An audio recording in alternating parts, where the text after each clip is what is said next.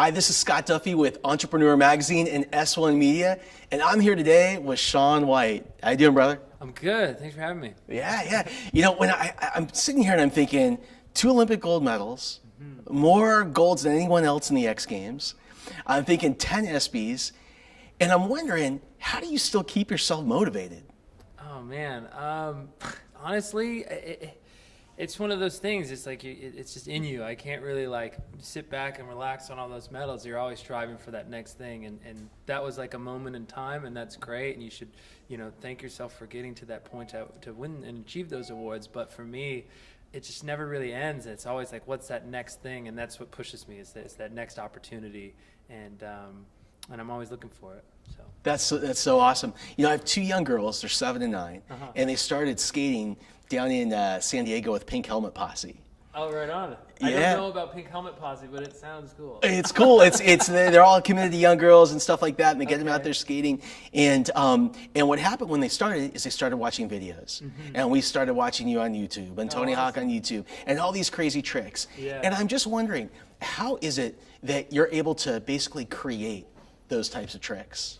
The tricks they're kind of like a build on something that's been done before in a way, unless it's something so outrageous that it's like you just had a crazy dream and decided to go for something, but it's always built off of something else, and there's a stepping stone trick on your way to get to that place.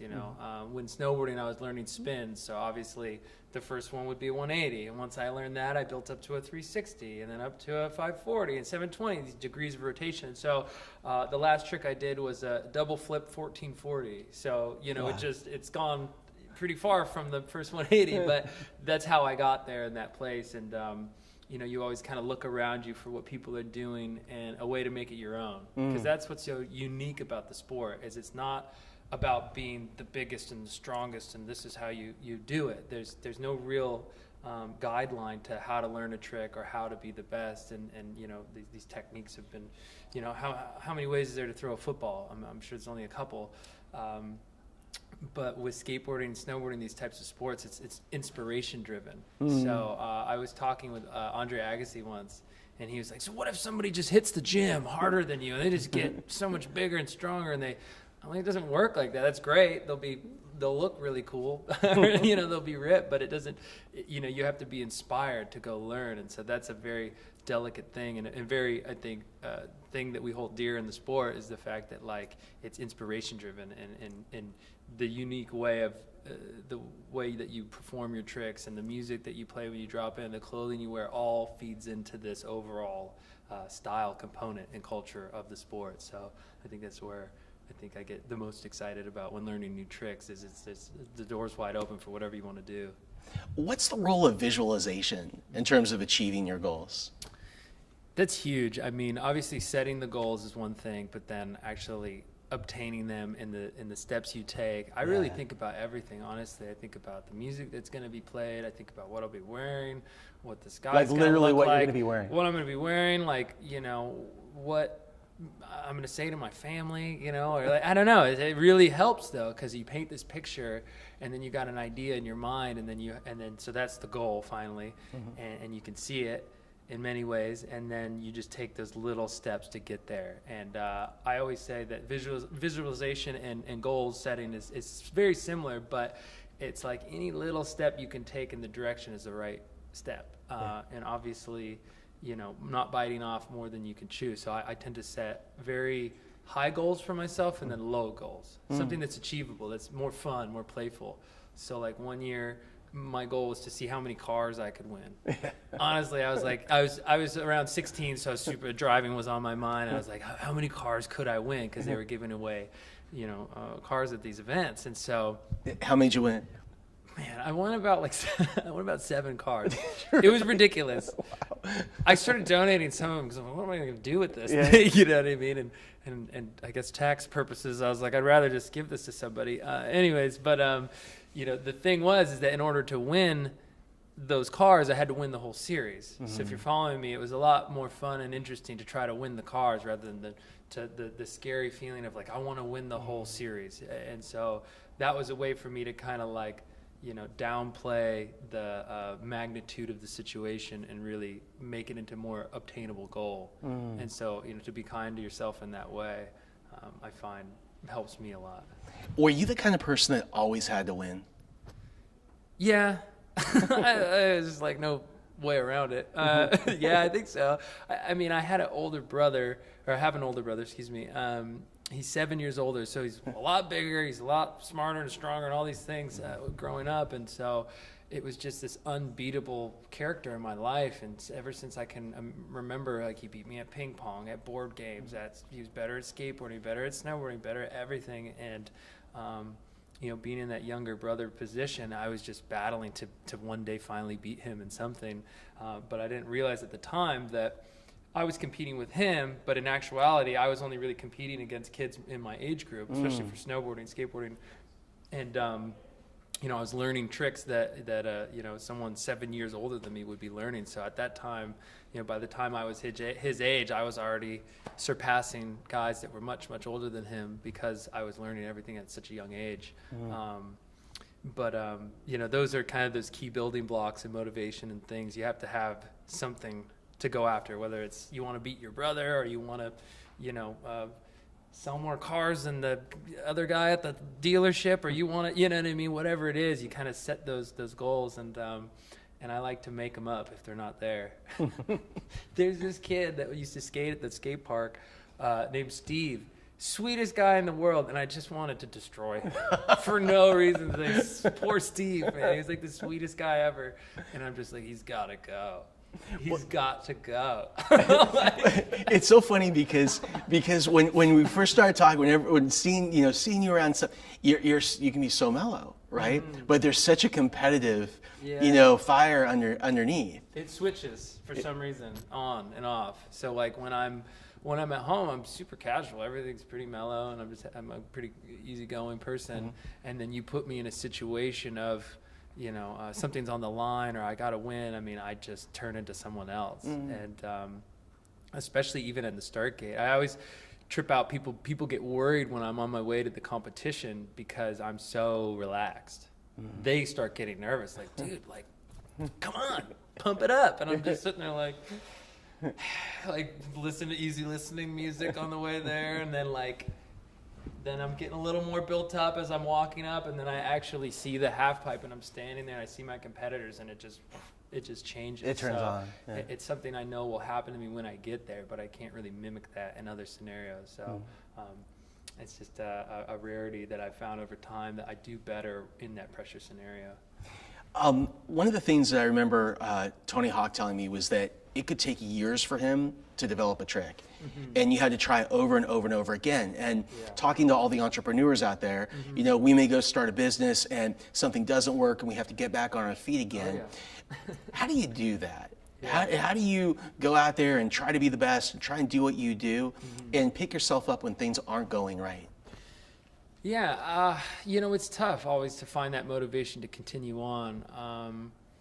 I don't know. I've always found that it's a very simple but very important lesson of like what not to do. I mean, honestly, it's like the fact that you can go out there, and as long as you make, if you learn from your mistakes, they're not really mistakes. It's just this big learning curve. And so, in the pursuit of like not giving up, you then have the time to make the changes and correct the way you've been doing things. Sure. So, I don't know. I love looking at things that as such a long-term goal. I never really the short term just doesn't matter if you know what the end goal is going to be. And if you're starting a business and you're failing all the time, well, good. I'm so glad you got it out of the way now so that you can succeed later on. I mean, I fell on my run during practice right before the Olympics. It was my last practice run, and I fell. And I was so happy that I fell because I was like, thank God I got that out of the way. Yeah. I don't fall often, and that was a big one. There's a lot on the line, and I fell right before the event, and I didn't let it freak me out. I just went, you know what? Thank goodness that happened to me, so that I can now go out and do what I need to do. And same with business and things. It's kind of like, you know, you learn the mistakes. You learn, you know, this ad that you were so excited about to put out, this marketing campaign, it didn't really hit the way you'd hoped, and you get to learn why and why not. I mean, there's been so many occasions where I had a home run, you know, t-shirt design or jacket or some apparel, something that I was going to put out, and I'm like, this is going to crush it. And it doesn't. And you have to learn from that. You're like, well, why? Why was it, you know, it was, oh, okay, well, maybe it was a jacket. We were going summertime. Maybe it should have been a little lighter fabric. You know, all these different things that you can do, and you learn from that and you move on. And then you become, you know, an expert in that field. And so I always say, like, go for the long run. Don't go for these short-term wins. Like, know what you want to do and set forth that motion to get to that point. Don't let little things sway you, and be thankful for the mistakes, because now you know in the future what to do. Yeah. So. What's the biggest lesson that you think you've learned as an athlete that you've been able to apply to business? I think the persistence, you know, the fact that, like, I'm willing to commit. Yeah. You know, like when I'm standing up there and I have to do a trick, like there's only a certain amount of tries I can do into an airbag, or little tricks that I can do that are similar to that trick, but at a certain point I have to stand there and go, okay, I'm going to do a triple flip off this jump. That's a lot of commitment. That's 2 flips where you're like, maybe I shouldn't be doing this 3rd flip halfway through. You have to tell yourself, I'm doing it. It could be icy, it could be snowing, it could be whatever, but you've made a decision to do it, and you have to kind of stick with that and believe in it. And, you know, as long as the goal at the end is the right one, you know, and you believe in it, it'll actually help you get there. And that seed of doubt, I find, is always something that can get in the way. You know, if I asked you to jump over the table and you, in your mind, had a bit of doubt that you could do it, your chances of actually failing go up, you know, where if you just truly believed and gave it your all, you would probably make it, you know what I mean? Or at least closer than you would if you didn't believe in yourself. And so it's that, like, that seed of doubt that you need to push out and really kind of pursue your things with you know, that passion. Yeah. So.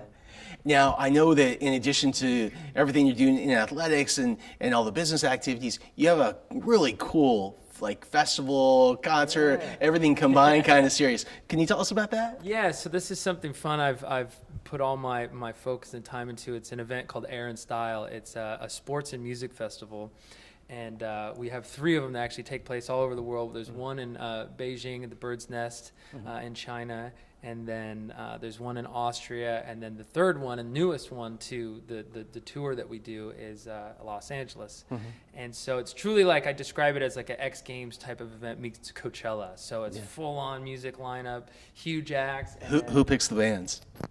I get to pick the bands. It was, you know, it's so funny. And I'm like sitting there, you know, promoting the event, talking about it. I'm like, you know, this is such a selfish way for me to, like, combine all the, you know, loves and passions in my life, music, sport, fashion, all these things into one big event. And then, like, you know, if you've ever been to a festival and you're like, well, I would have picked this lineup. Like, I truly get to do that. So I usually call my friends or people I know that I love to see them perform, or somebody I've never seen perform, and then I get to invite them to my event. But what an amazing thing. You know, this event started probably 20-something years ago in Austria, and I was a competitor there.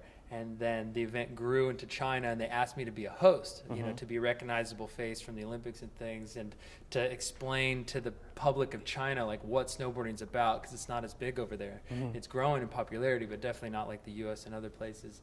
And so I fell in love with the event. I've always loved to compete there, and I bought the event from the originator, this guy, Andrew Harmont. And I put my spin on it and my vision and my goal, and took the seeds of doubt away, and we went for it. And it's definitely been growing year after year, and we do it. We'll be doing the next one. It'll be our 4th time in Los Angeles at the Coliseum. And it's just truly something amazing. And talk about, you know, mistakes. Gosh, we've made so many. I mean, it's insane. And I'm comfortable with saying that, because, you know, I'm not a professional at putting on events. I don't, I've never booked bands before and set the budgets and where do the bathrooms go? Like, you got to think of where are people going to park? How much is parking? How much is, how much is a piece of pizza? Like, everything you do and curating that experience for the people that come to your event, and what are they going to leave with? What experiment, what's the excitement that they're going to see that's different from everyone else. And so it's truly something fun to put my passion and my money, my time, everything into, and then you see people show up. And I'll never forget, I was at the first one we did, and it wasn't real until my mom showed up. Honestly, my mom just looked at me, and we have a snowboarding competition that takes place during the event, I forgot to mention. And the snowboarding jump is 16 stories tall. Wow. 16 stories is huge. Wow. This giant jump made out of scaffolding and man-made snow. And my mom looked at me just like, what did you do? Like, what? I can't believe this. I could just see the awe in her face of what I had accomplished by putting this event on. And then, the thousands and thousands of people that showed up and had a great time. And I see them wearing the merchandise sweatshirts around town. I see, them. I didn't even have to say anything. They just kind of like look at me and like point or wave or something. And it's just such a fulfilling thing to see it go from an idea to a tangible event, and then people, sharing their experiences. Yeah. Maybe that next generation of snowboarders, maybe that next generation of musicians, that person that came there to see their favorite artists perform, and then all of a sudden they fell in love with snowboarding because they, from LA, they've never even seen snow before. I mean, there's so many ways and things to do at the event and ways to look at it that I always, I love hearing people's takeaway, and that's what you got to ask for. Like, well, what was your favorite part? Yeah. What was your least favorite part? The bathroom lines were too long. Okay, no, that like all these things that you can improve upon for the next time around. But it's truly been one of those things in my life that has been the most rewarding and frustrating, and that's how you got something good, is when it's really frustrating. Like, you got to work at it, because nothing's just going to be given to you in that sense. You got to work for it. So if we want to be a part of it, we want to come out, how do we find you? Yeah, just go to aaronstyle.com and you can get your tickets there, and then just keep an eye out. It'll be around March of 2018. Awesome. I'll be there. We'll see you guys. Awesome. Well, thank you so much, Shaun, man. Really appreciate it. Cheers. From Entrepreneur Magazine, S1 Media, we just want to say thank you. Huge thanks to Shaun White. And thanks for, inspiring us and just, being a super cool dude. Appreciate it. I'll take it. Thank you. All right.